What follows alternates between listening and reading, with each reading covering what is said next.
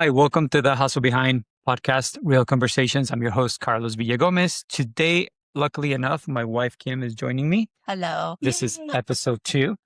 And this is the first of a series of conversations that we're going to be having with couples that are running business together. So without further ado, let me introduce you to Amy and Zach Martin. Hello, guys. Hi. Hello. How are you today? We're great. Thank you for having us. Thanks for being here. We appreciate taking the time to come and talk to us. We're excited. Well, thanks. So tell us a little bit about yourself. Tell us where you're from. Are you guys from here? Just tell us a little bit about your story individually, and then I guess together as a couple as well. You want first? I'll go first. I kind of grew up all over the place, but I would say Idaho is home for me. I graduated from Firth High School, which is teeny tiny, but I had a very good experience growing up in a very rural farming community. I had really good friends. I've got a great family. I thought that I would want to go out and explore the world, and then discovered that my roots are here. I really do like being here. So we've tried other places, and this is home. Let's see. I went to BYU for mechanical engineering was my original degree that I was Really? going for. It was, yeah. I would have never guessed. I know. And that's why I'm not a mechanical She came out of engineer. high school with a 4.0. I did. Wow. I That's impressive. I was offered a lot of scholarships because there's not a lot of girl engineers that, that's their goal in life. But I got into my first drafting class and just kind of went, I don't think I want to do this for my whole life. I don't know. It was a weird moment for me, but I switched my major over to marketing, but actually ended up not getting my degree. I got my MRS degree instead, got married very, very young. And so now my part of our business is marketing and relations, employee relations, things like that kind of culture. Customer And so service. not anything that I needed a degree for. And I'm actually really glad that I didn't get a degree, although I am still paying off my student loans. Me too. I know that feeling. on the degree I don't Crazy have. to make no progress. But no, I mean, generally a very good upbringing, but at the same time, I was taught to work hard and luckily found somebody that matches that with me. Yeah. Also lived everywhere. Utah, Colorado, Washington, Tennessee. Where are you That was originally fun from, a few Zach? times. I was born in Utah, Okay. but I consider myself growing up in Colorado. That was like age 7 to 15, Mm-hmm. 14. So that's like what I So consider. majority. But even like high schools, I went to 4 different high schools. Dang. Like I just moved constantly, which was just dumb. My dad did real estate. Normally you want to stay in one spot, not move all the time, but that's what happened. So, but then I was in Utah. I was a summer sales bro. I sold Selling alarms. Hey, Ooh. make good money doing that. Yeah, no, it was good. I was the number 1 sales rep for the company for the one. He was really good at it. Sold a lot of alarms. It's a love story for the ages. It's actually just very Provo Mormon. We met on Facebook before Tinder was even a thing. It was just Zach added me as a friend on Facebook, and I kind of assumed he was just somebody I would know from a class or something. So I was like, sure. Nope, he just thought I was cute. We ended up being friends. That's a good move, man. it was pretty smooth. He was like, hey, are you going to come watch The Office? Which was peak, thing. right then, Yeah. right? This is Yeah. 2009 in Provo, Utah. And so he's like, you going to come watch The Office? We ended up being neighbors right across the street from each other. Our apartment complexes were almost touching. And so I went over, we hung out, and then we hung out every day after that. And after 6 weeks, we were engaged. 4 months later, we were married. Oh my Yes. gosh. We were 20 and babies. 20. Yep. I was 20. Zach was freshly 20. Zach was freshly 21. Oh my Um, gosh. I Wow. like to tell all of our young employees, we are the exception, not the rule. Please don't do that. It does not work out for most people. Most of our friends that got married at the same ages are divorced now. Yep. And And- much happier. Yeah. Their new situation. So we're coming up on 16 years this Wow. year Congrats, of guys. marriage. Good for Thank you you. guys. It That's feels amazing. big. I That don't is know. an accomplishment for It- sure. It didn't 100%. used to feel like that when I was younger. I just assumed that it would be easy sailing and we would be together forever, and that was just kind of it. But we've been through a lot of life together. Mhm. We have dealt with a lot of death and moving and Careers, bills. careers changing. It's been a ride, but here we are. We've Thriving. made it through. Thriving. And I would credit it to just being best friends. I mean, even the typical, you know, Mormon marriage dynamic was, you're going to take care of the house and the kids and make all the meals and do all the laundry and really do everything. I just had to go to work.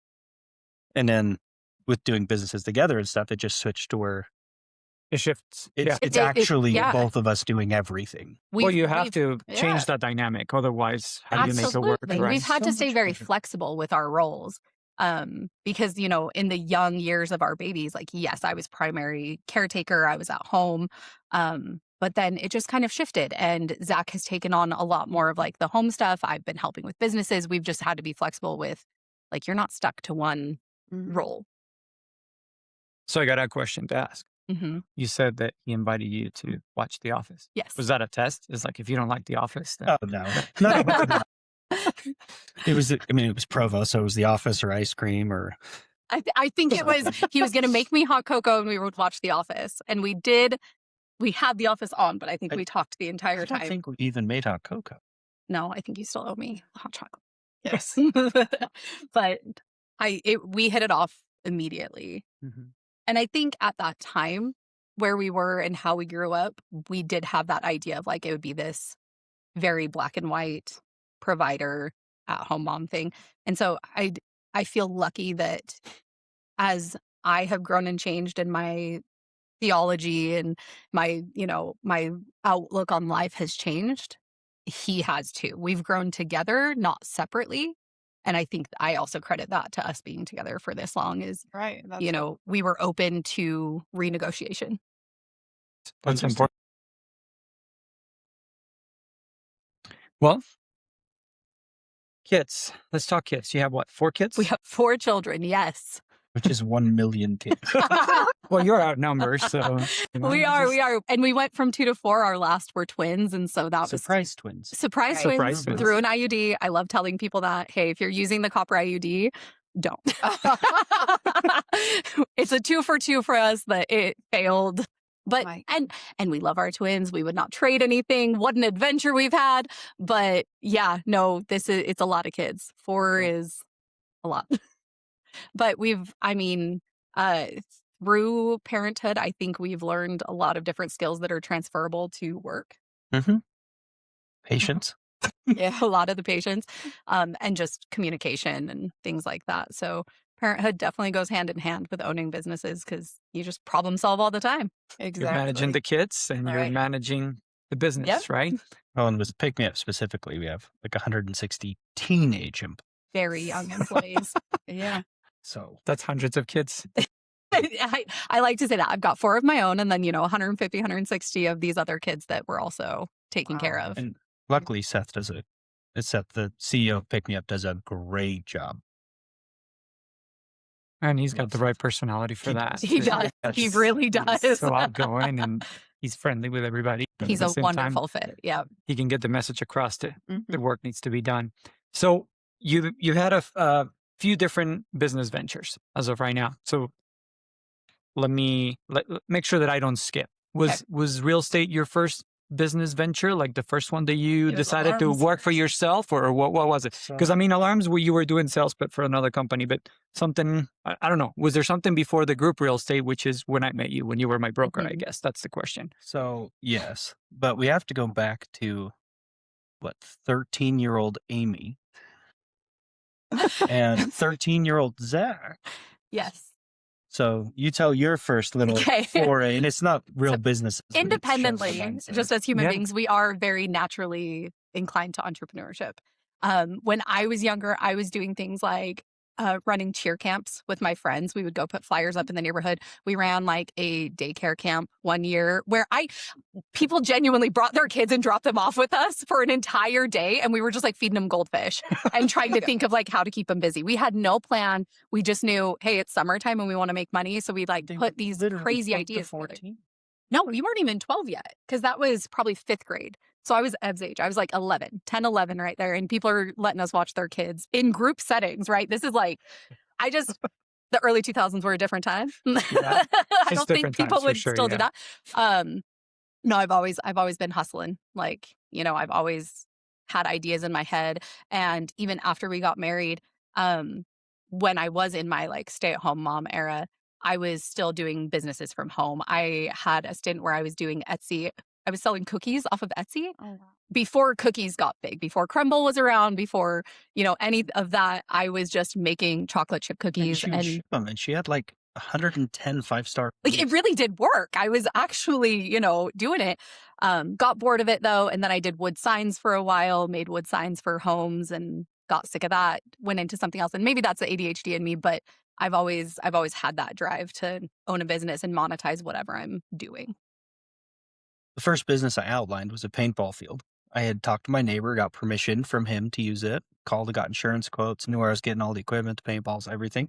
My dad wouldn't let me do it because I was only 13. Still Oh, it mad was about it. before that. You were selling chocolate bars. Oh yeah, back when Pokemon was big, and it would have been 6th grade. I would buy packs, split them out, and sell the cards individually. I mean, in all fairness Or to your you would dad, buy what bulk could go packs wrong of with a kid candy running bars. a bunch of paintball? I would have Right. done great, I mean, Carlos. just saying. He had just thinking insurance like a quotes, dad. Carlos. He was being safe. But then, so I actually moved out of my parents' house at 17 after my junior year and moved to a whole other state. At one point, he said, I'll call that you ran away. And I said, I'll see you in emancipation court. And then Oh, wow. there we were. So I moved to my See? buddy's Yeah. house. So I'd buy cars and fix them and sell them. And that's how I paid to live while I finished high school. And then, what did I even do after I worked?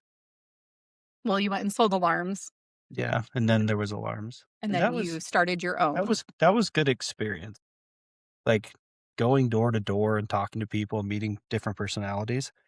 I found it incredibly easy. But I had also just gone to 4 different high schools. So kind of already lived on my own. There's already some of that independence. And I didn't have an issue of talking to people. So it went really well. You didn't find the rejection hard? So From- I didn't get rejected as much as like people would be like, I knocked on 200 doors and nobody would work with me. It's You were just very likable. Yeah. there People love Zach. my best day, I knocked on 6 doors and sold 5 alarms.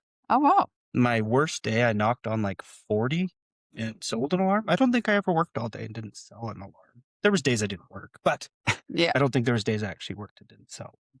But yeah, what else? And then we started a security company.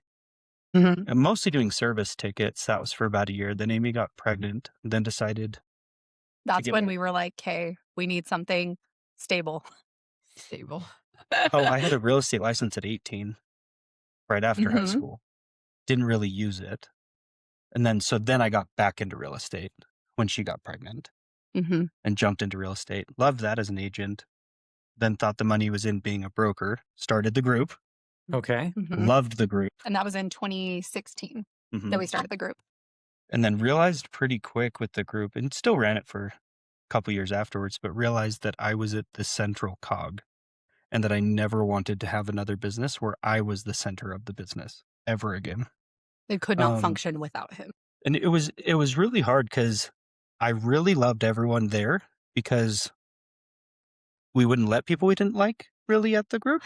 That and sounds it was elitist. just- We were particular with who we let in because we were curating a certain Just- vibe. Yeah. You were trying to have a culture, I think. I mean, so Absolutely. you were picky. You weren't just picking up agents off the street. I No, would say, we right? had You said didn't no. You want kind of just had to fit the numbers. mold, but Yes. not in a bad way, but of the culture, what you were trying to build, right? Yeah. I mean, full-time agents who were Yeah. trying to make it, who were out hustling. It was, you guys were there, but you'd have to be there. It's just a good time. It was But- great. It was a lot of It fun. was. We learned a lot. If I would go to work with somebody, like a client, I would have agents that I could tell were annoyed at me that I was competing. If I didn't, I wasn't making enough money. And then I was being told by agents all the time that my splits weren't fair. And it was like, I don't make enough money and I can't go make more money because there's not time because of all the phone calls and there's not. Getting phone calls at 10 p.m. Yeah. Yeah. People, I have an RE21 and I have this question. And it's like, that's understandable that you would need to call your broker. But at the same time, we didn't anticipate that, I think, when we dreamed When it you sign up Yeah, for it. right. Yeah. And then we bought Pick Me Up in 2019. in 2019 and I realized, oh, this makes money without doing anything. without Right. being physically there, Right. without being a part of it. Like make sure it's You know, all set up managing and- is different than being that central person. Yeah. So then, yeah, expanded Pick Me Up. And that was kind of a cool story. So Pick Me Up has existed since 2016. It started in Idaho Falls. It was started by a guy named Josh Searle, and I was deeply obsessed with it. I was Their best a customer. really good customer, especially after like leading up to and having my twins, and then right after having the twins. I was just there all the time. It was my way to get out of the house. It was my tiny bit of socialization throughout the day. I knew all of the employees. I knew what cars they drove. We could pull up and I'd say, "Oh, so and so's working today," and Zach's like, "You are a psycho. You are. It's too far, or we need to buy it." And so he had told me several times, like, we should really ask about buying it. We really should. And I kept thinking, like, why would anybody want to sell this? It seems like it's doing fine. But I reached out to Josh Searle on Facebook and just said, "Hey, do you have any interest in selling?" And he said, "I've been asked a lot. I always say no, but now's the time. Like, I do feel like it's time to kind of separate," which was incredible and not what I was expecting him to say. But yeah, so we bought it when it was one teeny tiny location. 10 by 12 shed behind. Yep. No power ran to it. It was So running there was off of only a one generator. location Yep. at the time? So move- Yep. Okay. Fine. We got it with 8 employees, and it was Oh God, the day we a bought it, wild ride. the general manager quit, hmm but he also is the one. So they had a nice trailer. So they had a trailer they would drive. They'd plug it into water, hmm and it would make ice all night, and then they would pull it back and fill the bins manually every single day. Mm. Yeah, no, we immediately changed everything. The most efficient. Yeah. Josh didn't know where the trailer was getting parked. That manager quit. He wasn't here. He wasn't local at Mhm. the time. He had moved like mid owning Pick Me Up, and so he was managing it from California and depending on these kids in the shack which was interesting. He 'cause was remotely running. He this was remotely business. running Wow. it. That's Again, admirable. it's all very young employees. For a lot of them, this is their first job. And when we purchased it and went in and talked to employees, every single one of them, without fail, said, "I run this place."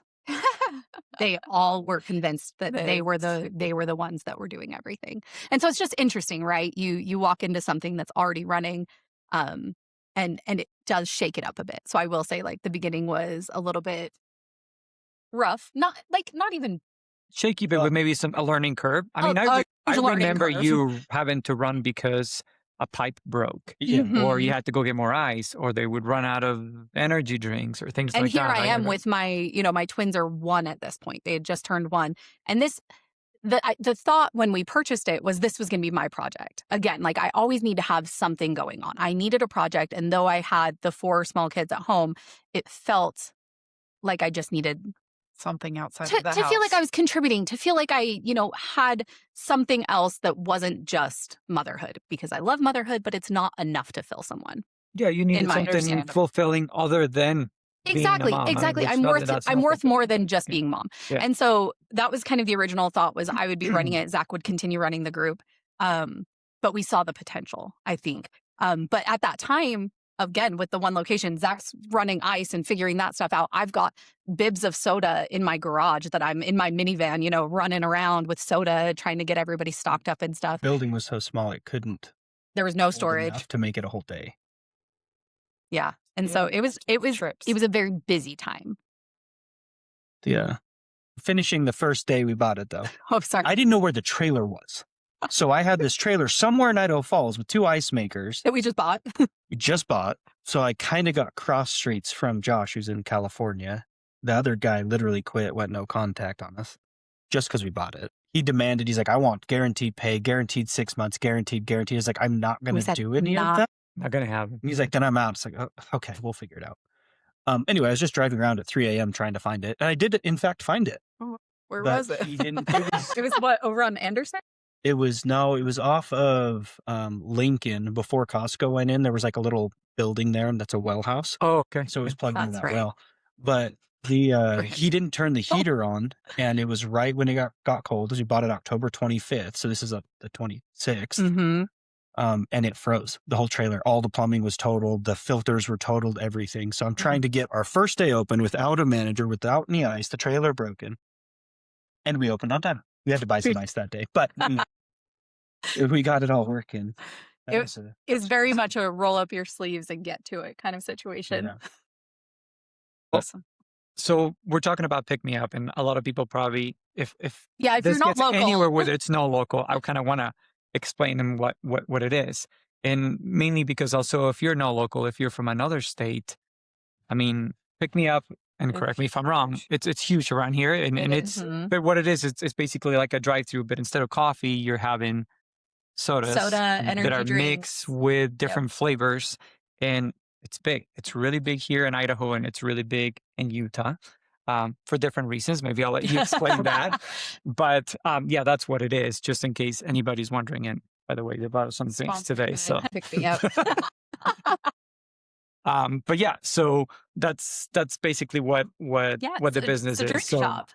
it's a drink shop, and how many locations do you guys have now? We have 11 right now. 11. Yeah. Nice. We've got a couple more coming up over the next year, but they're in new developments. So it's Mhm. kind of just like whenever they get to our building, then we'll Yeah. go in. But We it'll keep growing. Yeah. So we bought it with the one location, grew really, really aggressively, and then kind of pumped the brakes after a few years. Mm-hmm. And now we're just letting it ride for a minute. So we mentioned Seth earlier. Seth is our CEO. And so the way that we have Pick Me Up structured, Zach and I own it. Seth is CEO, and it works out really, really well. So we're like the corporate team, and he's doing the day to day kind of everything and again, this is such a big difference from when we first bought it. We just told you how rough that was. Mhm. And now we're at this point where we are a lot more hands off. We're Full-time taking, in-house accountant. yep, we have our accountant working for us. We've got somebody that deals with like fundraising and catering and things like that. And then other than that, we're looking at big picture stuff. We're looking at where we're going to grow, looking at different, like we're taking care of the money part of it, obviously, but it's not nearly what it was for us. It's become a lot more of a passive thing, which is Was by design. So it Mhm. was like when I owned the group, I realized I don't want to be the central cog. I want to be Mhm. able to not be here and have put in zero input, and it will still put out as Right. expected. I Yeah. want a system. I don't want to be the middle of it. Mm-hmm. And that was my issue with being a real estate agent too, is like, if I go on vacation, yeah, if I have something pending, it can still go and I can still kind of help, but I am the central cog and I don't want to be. Mhm. So a lot of people, when we sold the group to Coldwell Banker, a lot of people were like, well, why are you leaving? Real estate's hot right now. Real estate's hot right now. It's like, well, it has nothing to do with whether real estate was hot or real estate was cold. It was, I don't want to be the center of it anymore. Mm-hmm. It just didn't fit what you had planned for. Yeah. It's hard Right. to scale. So if you're a realtor and you're buying rentals, you're buying Airbnbs, like that is your retirement. That is when you're not going to be in the center, right? Mhm. But if you're just constantly helping people buy and sell houses and that's all you're ever doing and you're not building anything else out Yeah. to make income later, you're always going to be in the middle of it. You're always going to rely on it. Yeah. One is the same thing 100%. with doctors, right? Like you only get paid if you're there. So if you're on a beach down there, you're not making any money. I don't know. I really like a system instead of being The freedom of being able to kind of set it up, get it running, Right. and then kind of keep moving along and keep doing that. So we've Yes. talked about, sorry, No, you're I've talked before about aha moments. And so was there an aha moment where you were like, okay, I need to sell the brokerage. I'm going full on Pick Me Up. Do you remember when that happened? If it happened, was there yes and no. There was an aha moment of, we really need to do something special with this soda shop. But that was the second Josh sent me his books. Mhm. And I looked at it and I had like done the math on what I would be willing to pay. And then he told me what he wanted and they were really far apart, but in our favor. In a good way. oh Yeah, so we were That's- stoked about it. And then just watching the numbers come in at the time we were using Square, like the numbers just come in and we weren't doing anything. That was kind of the aha moment. Mhm.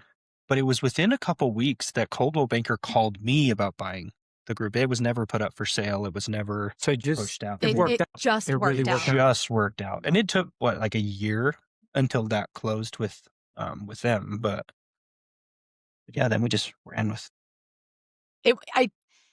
I wouldn't say it was unintentional, but it worked out, I think, in a way that we didn't expect it to. if Well, that makes sometimes sense. you start working in one direction and you commit to something which brings other things that line up with it. And so you're intentional about one thing, which Because we automatically We brings other things in loved the place. group real estate. That was such a passion project for both of us. Zach was really passionate about, the real estate part of it and the training. You were one of his agents, that. Like Zach is all in on training and helping people be their best selves and stuff. I And loved that. and I enjoyed the culture of it. I enjoyed that we had such big friendships in Mhm. within the brokerage, and there was a lot of support and a lot of love, and that was incredible.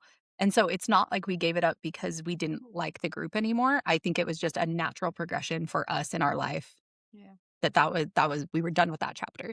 And I think that if you went back and asked any agent that was at the group, and I'm not just saying this, but I bet you if we went back, I would say 90% of them will tell you that they loved it and they wish it was still together. I mean, I've had many Mhm. conversations with them, and it really was the culture. Agents It's what still made talk me. about it. Yeah, It we was the still good talk old about the days. group. It really was the good old Right. days. Yeah, I mean, we literally. I mean, our first podcast was with Brad Camphouse. He was one of our guests, Mhm. and he was part of the group. He was one that kind of brought me over because I did a transaction with him, and I noticed a difference on how he carried himself Mhm. and how everything was done, and it's what made me go over there. And it was perfect because I was just getting back into real estate after many years of being out of the business, and so technology changed, approach changed, everything changed. So it was for me, it was life changing. I got to say. Plus, there was a life event in my life which turned out to be to be at the group. But when that happened, I had all the support and just kind of get things back on track and everything. So I'm very appreciative for that.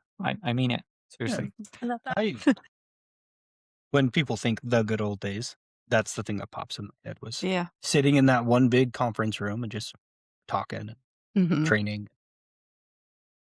And that's what I try to replicate with my team in a much smaller scale with our team. It's just really to try to have a really good culture with our agents that are we're really just helping each other and Feels like a in family, yeah, right? no, Like and that's kind of what you want is you want the love and support. yeah, and but also, you were talking about being able to go away and take a trip or going on vacation. So when one of the agents wants to go, it's like, I got you. Don't worry about it. Go and enjoy your time off. Mhm. You're still a real estate agent. Your phone's going to ring. Yeah. It's just a given. You can You never can't just help turn it. it off.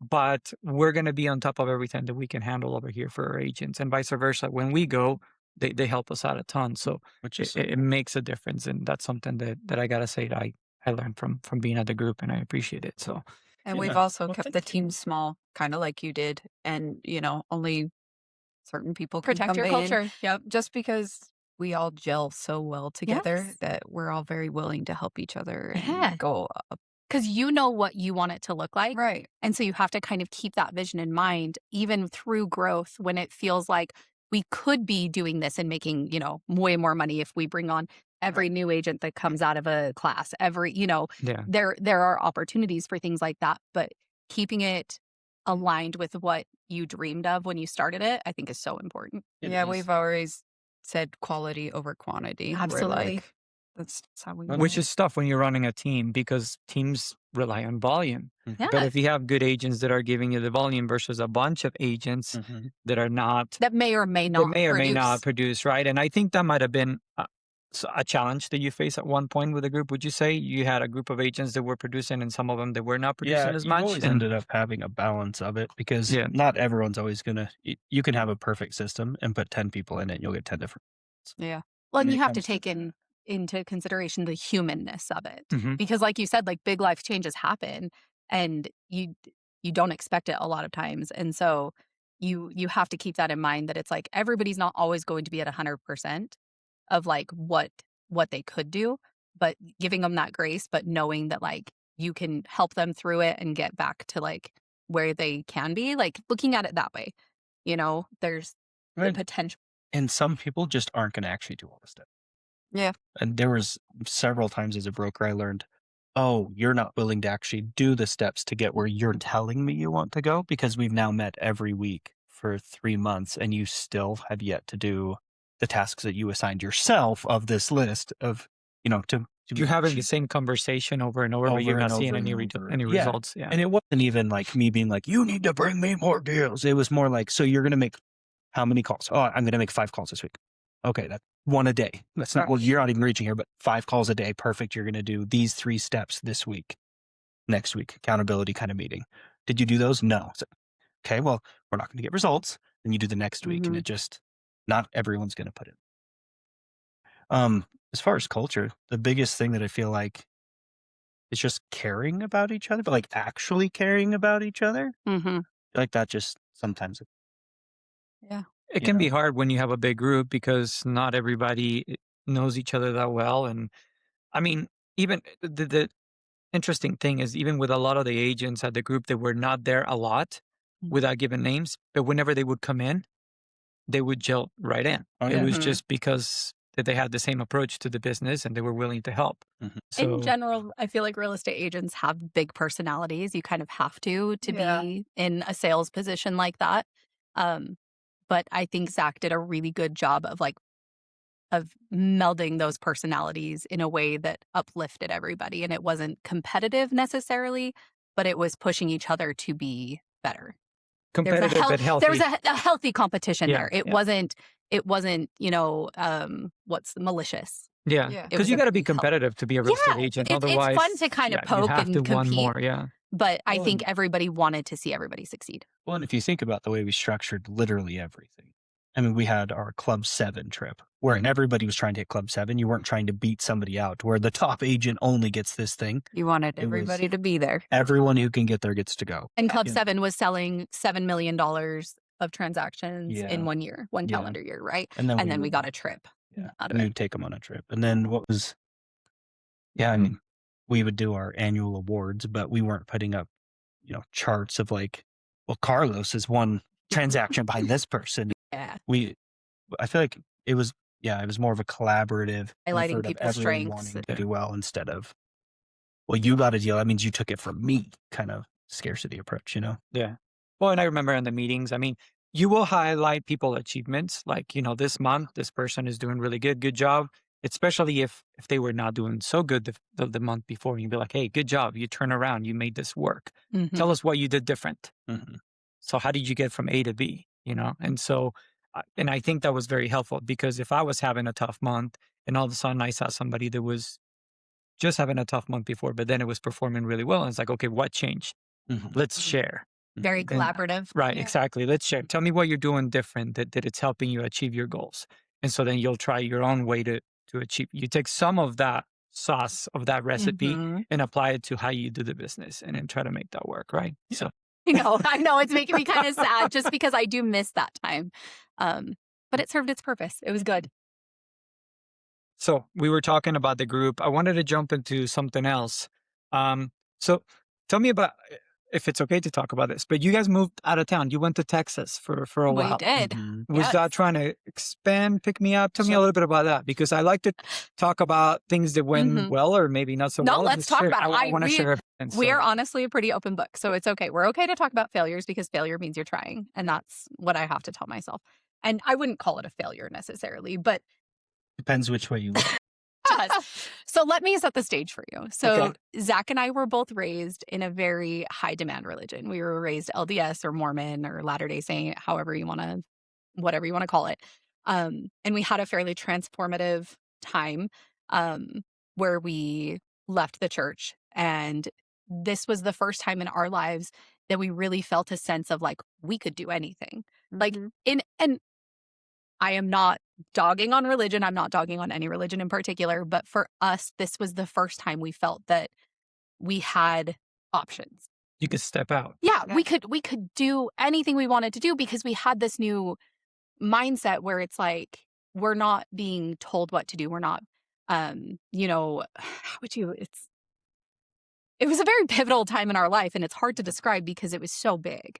Well, you just, instead of going off faith of your fathers, I don't know if you guys ever read any papers about faith of your fathers. It's a fascinating area of study. So I actually read a paper specifically about that topic, and I was like, oh, we, but no, we just looked into a bunch of things and came to our own conclusions that we were more comfortable with. And then it's just when you have any sort of deconstruction of a high demand faith, it really just opens your eyes to everything, Mm-hmm. and you start looking at the world very differently. That combined with Pick Me Up was going extremely well, and we wanted to expand to Texas. So the stepping away from kind of a religion center and going to expand Pick Me Up just felt very natural. And we had, sold the group, and it just felt like a good time to Mm-hmm. try to expand Pick Me Up. So we moved to Texas, and we were excited about it. But do you guys know what Bojangles is? Heard of it. It's a chain. It's I've a heard of big. it. It's like heard of it. chicken. It's like Yeah. KFC, but it's Okay. from the East. So they were coming into The they same call it- They area. call it the Metroplex, like the Dallas Fort Worth area. That's what they call it. I don't know. There's so many little towns around there, right? So we were outside of Dallas. But Bojangles came in and wanted to try to open it was something like 45 stores within 6 months, like something insane like that. But then Dutch Bros had was also just coming gone in. into Dallas. Oh, COVID had just happened. So for all of history of all of it, drive-throughs were in higher demand than ever, right? Because so many lobbies had gotten shut down. Texas was pretty extreme about it. And so between them coming in, Swig started coming in, Dunkin' Donuts was trying to hold off Dutch. and Starbucks was trying to hold off Dutch coming in too. So we would go and find a nice end cap and a good spot we'd want to, even B class. We weren't even aiming for A. We're like, we'll even take B class. you just had an opportunity. yeah, and We would go look at It makes so much sense to take soda to the south, right? Like Yeah. arguably between Mormon people in Idaho, Utah, Arizona area, next is going to be the south. That's where a lot of soda drinkers are. Well, Okay. and the South consumes more soda than anywhere else in the country, including Interesting. Utah and Idaho. Mhm. So there's Learn something huge every day. opportunity. So we were super excited, but every time we'd go into it, I don't know how into the weeds you want me to get on how the numbers would work, but like Dunkin' Donuts builds all of their tenant improvements into their lease. And so, yeah, the landlord has to pay a bit to buy a lot of their equipment that they build into their lease, but then their rent is like $16,000 to $18,000 a month. Wow. And we're on the opposite side where we want to have our rent like Just give us a $4,000 shell. month. We'll Right. take care of the 35 rest, will make that right? work. month, and we'll come get our own equipment and put it in. Very basic, Mhm. simple It is operation. it is a very simple setup. But the value of the building is going to be based on that rent amount. It's not going to be based on, you know. Well, it's So- commercial, so yeah, it's all Exactly. about It is. And so we got beat time and time again on all these spaces, and it just wasn't working. And it's an unfamiliar concept, in that region. So when you're trying to explain to somebody that you're trying to lease from, like what we do, hey, we're like Sonic, the drink portion, but on steroids, and we offer this. Yeah. And if they have an offer from Dunkin' and Bojangles, They're going to take like a known A brand national over company. us Yeah. being like, hey, we're from Idaho and we're going to sell soda. I think they felt more comfortable going with larger brands. And so we missed out on a lot of the leases that we were trying for. But, and, frankly, our kids just missed grandma and grandpa and missed Idaho and didn't. So it was 6 months in Texas. And I will say it was an incredible experience just as far as like we took our family into out of the bubble of Idaho and Utah, which for anybody that's listening that's not like super familiar, Idaho and Utah just have a very, very large population of LDS or Mormon members. And Zach and I have kind of lived in that bubble our whole lives. So getting out of it and getting to experience life outside of that kind of like religiously dominated, which it is very religious in Texas. There were so many Still mega is. churches, right? Yeah. Like I've it was never still seen a it. very, very religious area. But for us to not feel like that was, like a defining part of us was so big. And the schools are amazing in Texas. Our kids had a really, really good experience in the schools there. But ultimately, it just felt like Idaho is still home. Yeah. And we were still tied here. We actually decided at month 3 we were done. We But got a we're little like, we homesick. can't move back after 3 months. We have to make it 6. Like you We got have to to make try it. a little bit more, Yeah, right? 6 months feels like The a good, day. healthy amount. The day we hit 6 months, Amy's like, okay, let's go. You looked at each other and you're like, okay, we Yeah. tried and And we Oops. did. We bought a house there. It was a beautiful home. We had the pool. Like it was everything I imagined that Texas would be, but it was like, okay, now we have this beautiful home and this beautiful pool and like we want to have people over, but we hadn't really built a community there. And when you only learn growing up how to depend on your church community for like, to meet people Or school. or school, right? Like those are kind of the two things. And we didn't really understand how to immerse ourselves into a community without that. Yeah. And so I will say like that was hard for us. I don't think it's impossible. I think we could have stayed and made it work and been successful there. But at that 6 month mark, it was just like, where do we want to be? Where do we feel called to? And this feels like home. it's We're feeling your glad you're instincts, back. right? Yeah. Well, this will Yeah. interest you. So you've heard of the builder D.R. Horton. Yes. They're one Uh-huh. of the Huge. largest.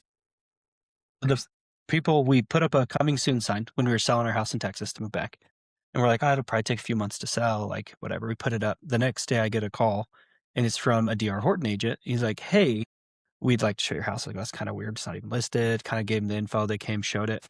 Turns out the guy who runs DR Horton, so the founder Horton's son, lives around the corner and wants my house. Interesting. Offered me cash, paid us a week later. We had to be out in 10 days. It was Oh, the wow. fastest move So we've it ever was done. like- It Then was- again, things just kind of line up. It Again, lined up right? perfectly. it fell into place in a way that it You knew felt it was right. Yep. It Mhm. felt like, okay, the universe is aligned with us on this. This is the right direction for us. So we came home and we we bought a home, but put our kids into, the school, and they've built their little community back up and they've got their friends, and it's wonderful. Yeah. So Yeah. And then we moved in a house in July. And I love the house we're in. a much congrats. more Glad to have you long-term home back. we're excited for. Good. Well, you had to kind of take some steps back, right? Because you made the move and then you just kind of had to readjust back moving over here. So Yeah, I mean, the difference with our kids, like, they were so excited. They loved it the second we were back. really, They they just were- felt at home. And they made friends in Texas. They had a good time, but I think it was needed by all of us to get out, and then to come back felt good. I would agree with So now that you're back and Pick Me Up is running smooth, everything's good. Do you guys have any other projects going on that you would like to share with us? Do you know about Sorted? Yes. Tell us about it. Yes. Yeah, we know. Yeah. But So May of 24, Mhm. we started a laundry business. We wanted to prove concept first. So I started with 4 LG wash towers, and the entire premise is kind of like dry cleaning, but for just normal clothes. You literally shove all your clothes in it. You throw it on the porch In a bag. in a bag, throw it on the porch. And, we come get it, take it back, pre-treat it, wash it, fold it, sort it by size, and bring it back to you. The entire thought is to take the pressure off of the home having to take care of it, because you just hand each kid or each person in the house, their clothes, and they go put them away and you're done. So it just removes all of it. And, we've proved concept now. We've gone way slower on Sorted. We put way less time and money into the marketing side and just let it kind of grow word of mouth. Organically. more organically, yeah. But Mhm. from January, I just did the book. So January of 25 to December of 25, we went up 250% in monthly. Wow, that's awesome. That's amazing. So it's growing, but now I just hired a girl to help me do social media stuff. And so hopefully we're going to expand even more this year. I'm excited about that, but it's such a helpful service. And honestly, it was born out of our hatred for laundry, which I realize sounds so funny. I'm sure you share that with a lot of people. But no, it really is. It's I like, it's the most hated home chore by Mhm. far. Everybody hates doing Well, laundry. And we can all pretend that we don't, but 85% of houses end up living out of baskets when they're busy, Yeah. when things are going on, you're taking kids. Everyone has a sock basket. They just pretend they don't. They kick it in the corner.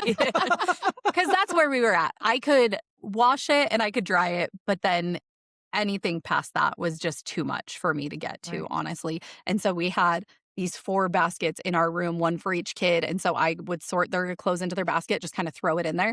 But every morning they're in my room rummaging through, looking for whatever they need. And it was like, there's got to be a better way, which feels very infomercially, but there really is a better way. And so, no, it's very helpful. We've built up a good amount of subscribers that have us come do their laundry every week. We've expanded into doing some commercial stuff, so like estheticians, hairstylists, things like that, that use linens. Daycares have been using us, which is cool. And so, We've had some people use us for their Airbnbs because Yeah. you can Yeah. just book on the app. Nice. So like if you know somebody's checking out, you just tell them, hey, put that in the sorted bag and set it outside, and then we take care of the rest. And so we're excited about it. It's a really, really fun business that we've started. We have excellent employees, and Yeah. I mean, the next going step well. for she just hired a marketing person. We moved into a new building and added a bunch of equipment, but now it's time to get rid of all of the non-straight commercial huge stainless steel Speed Queens and Mhm. swap them out for the big ones. Because of the It's industrial. Yeah. much basically faster. a laundromat, but we do keep it private for the wash and fold. It's just another level of that, like why this is kind of a luxury experience for people, is it's like, these machines are clean. They're sanitized between every single household or business or whatever. Only touched by our employees. Only used by our employees. So although you are sending it out to get washed, it's just as clean as doing it in your own home, because laundry is so personal. Yeah, You know what I mean? dedicated. Definitely. Like laundry's a very personal thing. And Mhm. we've always said, because people will be like, "Ooh, you like wash underwear?" And it's like, absolutely we do, but you don't have to send it if you don't want. We're not forcing you to send your underwear to us. You can keep it at home and send us Everything all of else. your. So what we do, I like to keep a line of like professionalism there. So we don't send our clothes to our employees because they don't need to be washing my underwear, right? But we send all of our kids.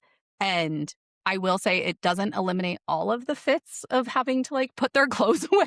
They still will cry about it, but it's been folded so in a nice. Yeah. pressure sealed bag. Like, Here you Mhm. go. So It easy, couldn't be easy. any easier. Yep. but yeah, I like sorted. It's gonna keep growing, just nice and slow and steady. And Yeah. I'm excited about it. We'll make sure Definitely. to share the information. We'll put a link. Absolutely. And it's good Just so for people know. everybody. Like there's so many uses for it. People that if your washer and dryer break and you're a week out on, warranty work, you can Or- use us for a one-off. you we- went camping or on vacation, and there's just a lot Yeah, to catch up there's- on. Just one off. Oh, we've that's it. taken our sorted bags with us on vacation and just at the hotel, all the kids shove their dirty clothes in there. And then you can just set that out and have our employees, take care of sorting and washing and get it back to you nice and clean. It's incredible. It's been super nice. So when we do weekend trips, even, yeah, we do that. But then that means when we walk in and I'm carrying all the kids' bags in, I hand it to them or whatever, it's all clean that's in their bag, and they just go put it back in their drawers. You just have Right. to put it away. It's an excellent Nice. system. So Yeah, it's been I like it. Yeah.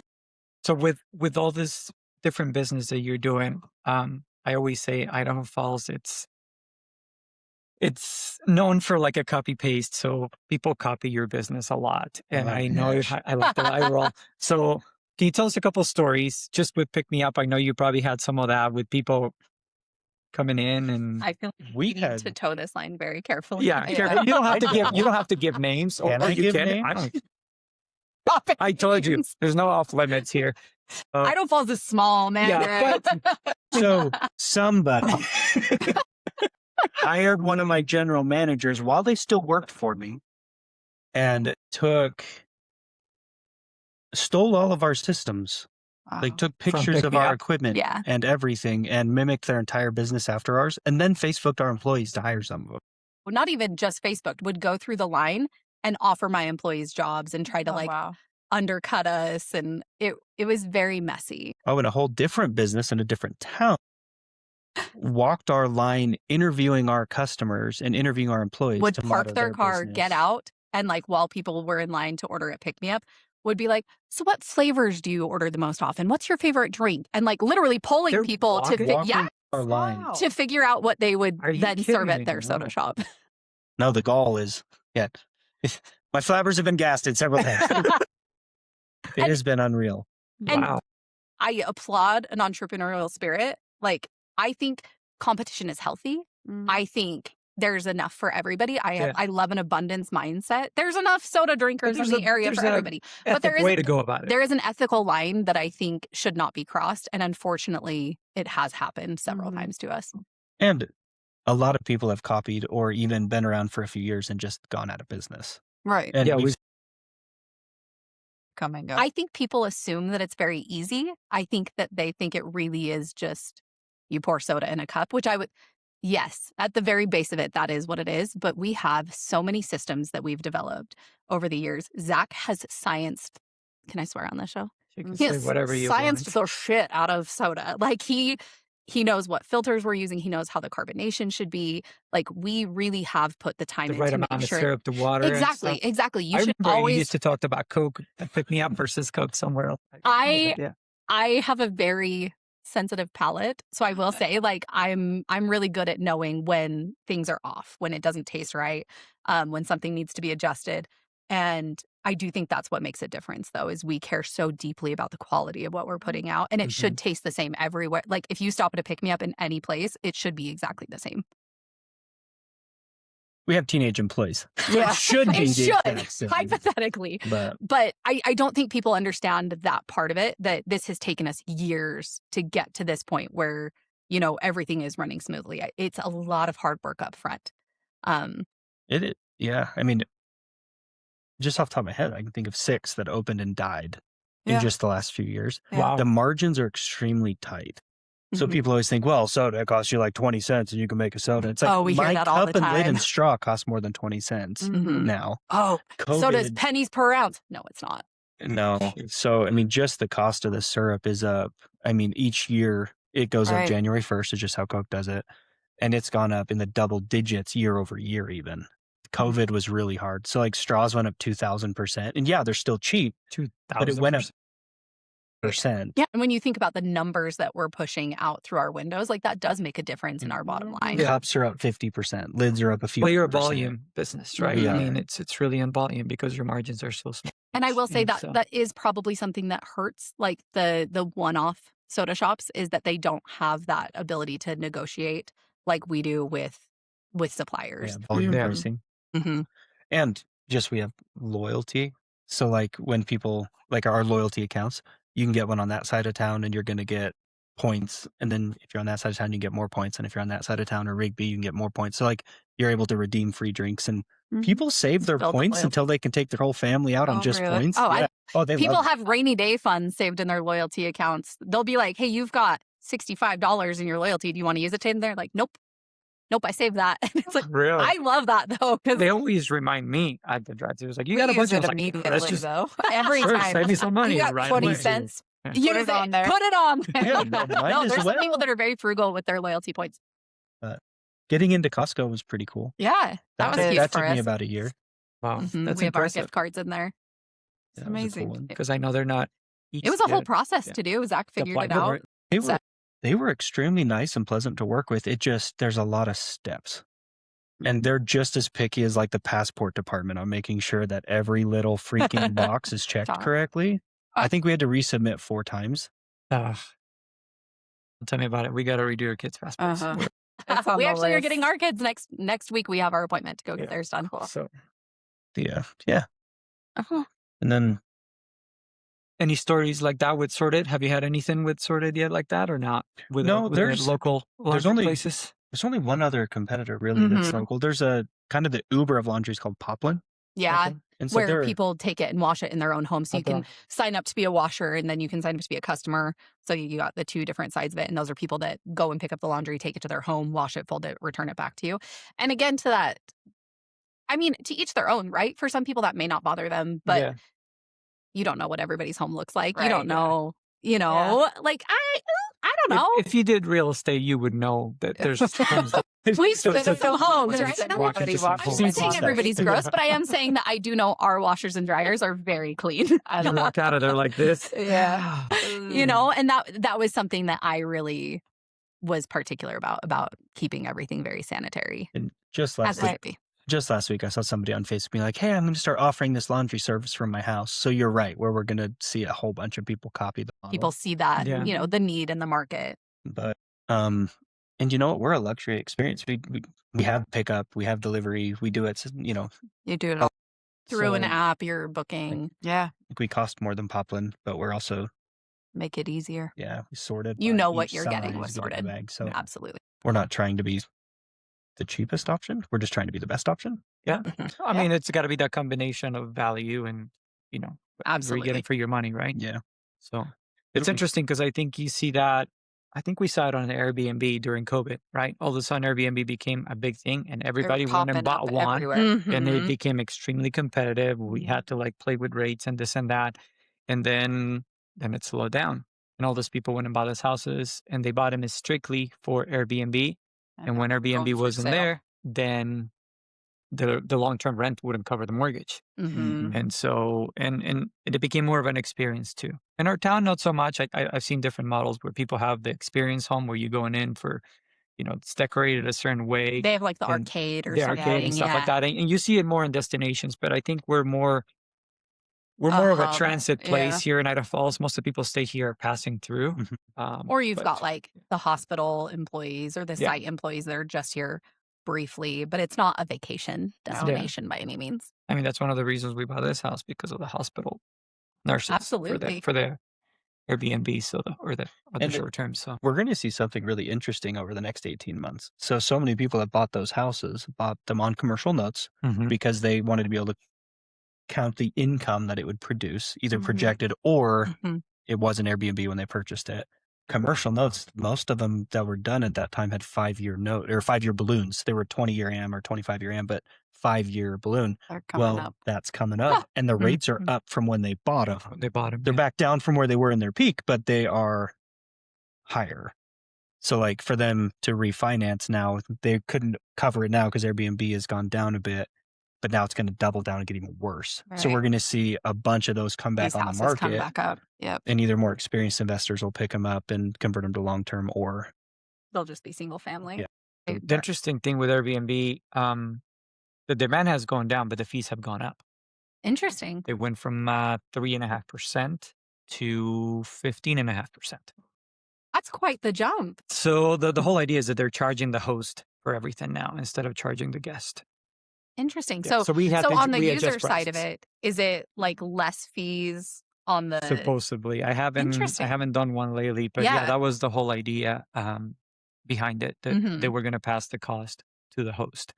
And so yeah, we had that increase right at the end Couple of the months year. ago. Yeah, a couple months ago. It was like early December, November. Yeah. That's when they made that I had change. not So heard that. it makes sense though. So Yeah. we had gotten a just 2-night Airbnb in Island Park, and the fees, the like Airbnb fees, were like $300. Oh, I Yeah. feel like it was almost as much as a the nightly cleaning stay. Yeah. fees up in Island Park are And Pretty high. it And is unreal. I But if get they can It's now, a big because cabin. I mean, yeah, it's out, it's rural. You have to drive to it, but but now they want to change it to where I'm sure when you look at their receipt, it makes it look like the host is being selfish instead of, right? It's not even us. though it's the same thing. I mean, they're only the biggest hospitality company in the world, right? So that's they're wild. taking over. But I won't make this any longer. I really appreciate you guys taking the time to come and talk to us. It's been really, really great We've loved it. Well, thank you. sharing some stories and Been great. reminiscing Yeah. in some of Yes. the It's been great the past watching you with the group. guys. Thank you. We always like to finish up with something that you can leave us with for somebody that's trying to build a business, that it's in the middle of it or that it's thinking about it. Like, just to give you an example, last time Brad was here and he said, what you focus on expands, right? That's his motto. He lives by it and I really like it. And I know that's something that he learned earlier at the group time. Is there something that you guys kind of use as a motto or something that you would recommend? Anything that I'm you would curious like if to we're leave on the with? same page with this. Or Are we we can going to have two. different? Yeah, absolutely. Because Your- you can apply both of them. I know mine. Do you know yours? Do you want to Okay. go first? You go first. Your full-time job is your first investor. I feel like too often, especially right now where entrepreneurship's put up on a pedestal, they don't show how hard it actually Mhm. is. And people jump into it unequipped and underfunded. But if you treat your full-time job as your funding source for that, and you spend the time to educate yourself and to model it correctly, but then act when the time is right. But you have to actually act, not just keep waiting and waiting and never act. It's going to make your entire experience better than jumping into it completely. See, Very that's so good. funny. Like mine was like, you can do it. I think that there's this idea that you have to be well off or like ready to do something. And Zach and I started with literally nothing. Like this is, I guess maybe this is an important part of our story is like Zach and I started with nothing. We were sleeping on the floor of our first rental, like that we lived in, because we didn't have a bed. And so it's just so doable. And I think people get overwhelmed, but when you think about from 0 to 100, but you have to take that first step to 1 and then 2, right? Like Mhm. it's a gradual thing. So same vein, but just like it's so doable. You just have to start. You just You have to gotta make that decide. move. You have to decide you want it and go. So let me change the way I would. I wasn't trying to So like Jim Collins wrote an amazing series of books. Good to Great, Built to Last, How the Mighty Fall. I think there's a fourth one, but that's all I remember off the top of my head. But one of the principles in it is bullets before cannonballs. So when we built Yep. Pick Me Up, we went straight up cannonballs. Mm. And then we struggled financially for a while, making up for the debt that we accumulated for such fast growth. because we went got from excited and we went 1 so to big. 10 in like 18 months Mhm. without like loans. Like we put ourselves in a strange situation, which now we're You just leverage yourself. Yeah. too far. Right. Yeah. But with Sorted, we're doing bullets for cannonballs. So I bought 4 watchtowers. Proved concept. Got more. Got a bigger space. Proved it further on the next step. And now we're to the step 4 or whatever of Mhm. Yeah. now we're going to be all the way up to All commercial 12 machines. speed queen stacks. And so I wasn't saying don't take action. No, I I know. was saying prove your concept first hmm and make sure you're properly funded so you're not going to have quite the same struggling years. Awesome. You can put yourself in a tricky position, but Yeah. it's all doable. Yeah. I love it. Well, thanks again, guys. We really appreciate it. Thank you. Thank you Thank so much. you. That's a wrap, everybody. We'll see you next time. Thanks.